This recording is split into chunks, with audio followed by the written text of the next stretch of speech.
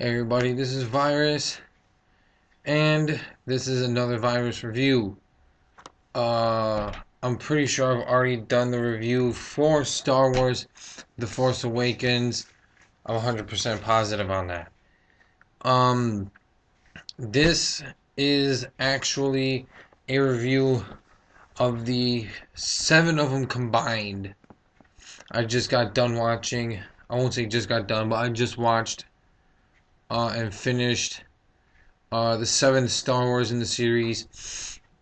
And I figured I would do this since, a lot of other YouTubers are covering Star Wars based topics because of the new Star Wars that's coming out, Rogue One. So, my assessment, um, and sorry if I sound a little slow or anything, is because, my arm is sore and I had a doctor's appointment, got a flu shot and everything. But other than that, I'm doing pretty damn well. But all 7 Star Wars, I'm not going to go too in depth. It's probably going to be a really short review. I'm not going to get in depth with all 7 of them. I mean, I might do that once I'm able to see um, Star Wars Rogue One. Because I'm pretty sure that one takes place between, I don't know, many people are going to probably disagree with me on this. A lot of Star Wars fans are going to probably disagree with this, that Rogue One actually takes place between, I want to say between 5 and 6, because uh, in the first one, in the fourth one, the Death Star gets destroyed, and in the fourth one, you see you see the new Death Star under construction at the end of the fourth movie.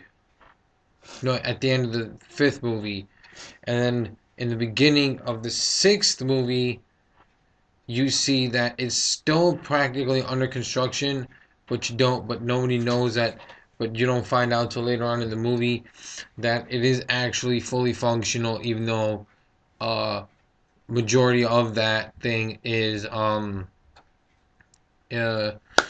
unfinished. But I'm sticking to the fact that Rogue One takes place between episode 5 and episode 6. And as a whole, um, the Star Wars movies, I've always loved the Star Wars movies. I saw 4, 5, and 6, like when I was a kid, and then when I found out that they had released, like the prequel trilogy to the first 3 movies, I was psyched. I was like, oh my god, it's finally happened. We get to find out the origin of Darth Vader, which is basically what it was. 1, 2, and 3 were the origin stories. Was the origin story of Darth Vader. You find out in episode 1 that Obi-Wan finds out about this boy Anakin Skywalker, who was um who had like this supremely high metachlorian count of like 20,000, which was higher than Yoda, which made him way more powerful than even the Grand Master Jedi, which is Yoda. And then he, like jump ahead, Obi-Wan's dead, not Obi-Wan, but Qui-Gon is dead, and Obi-Wan has trained him, and then skip to the third one, and then finally, he's really close to the Chancellor, Chancellor Palpatine, and you find out that Palpatine is actually the Sith Lord that they have been looking for this whole time. And by that time, Anakin had decided to become his apprentice because he had killed Count Dooku in the third one. No, in the second one. I think it was the second one. I think it was the second or third one. He killed Dooku. No, it was the second one. It was definitely the second one. But no, it was definitely the third one. I don't remember anymore. I just watched them and I don't even remember. But yeah, then you go into the fourth, fifth, and sixth one, which is after 1, 2, and 3. Because in the third one, at the end, you see Darth Vader and the Emperor. Uh, you see the Emperor standing on a Star Destroyer, in a Star Destroyer, looking at the newly, the construction of the first Death Star. And, and you already know where that goes from there. But, in the seventh one, it doesn't pick up anywhere's, like really particular. It just kind of like, it just kind of goes in from there. It's like, now it's further on into the future, like after Darth Vader's death and everything else. And now there's a new enemy, the, the fuck was it called again? The First Order. And then there's, you find out that Han and Leia had a son and sent him off to train with Luke, but he wound up taking up to the dark side. But their son Ben wound up taking up to the dark side and killed all the new Jedi except for Luke, and he ran off and got trained by uh, by that one dude. By the end of this movie, you basically find out that Rey, by the end of number 7, spoiler alerts, by the end of 7, by the middle of it, as a matter of fact, you find out that Rey is, well, one of the main characters, for one. Rey is actually a descendant, or either a descendant or just a Jedi in general,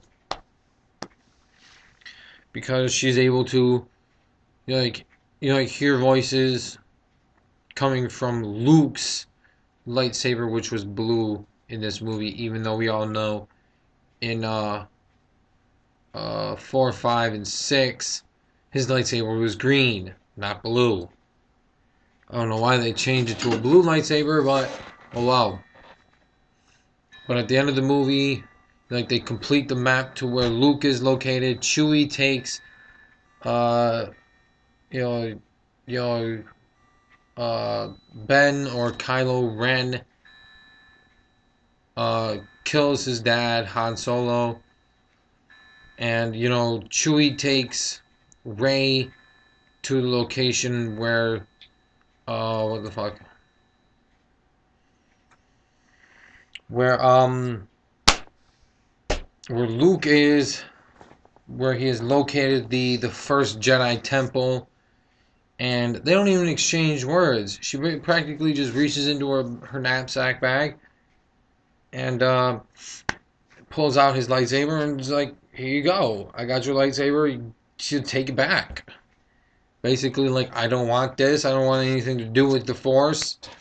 Like, fuck you, You're part of this whole shtick. Because I already feel in the Force that there's going to be a number 8 after Rogue One. So, as a whole, I'll say this. It follows in order. It goes episode 1, episode 2, episode 3, episode 4, episode 5, then Star Wars Rogue One, then episode 6, then episode 7, and then everything after that. I hope they keep Star Wars going. I really do. Like, they've already done, I mean, I hope they at least go up to like an episode 10. That'd be nuts. Because you got 1, 2, and 3, and you got 4, 5, and 6. And now you got 7 out, and then you have 8, 9, and then finally, number 10, which would probably be the best way to do it. Make number 10 the end of the Star Wars series. like a giant epic battle between the dark side and the light side, or the Jedi and the Sith. As a whole, collective series so far, I'm gonna give it the highest I will go, and that's up and beyond a 10. I'll give this like a 14 out of 10.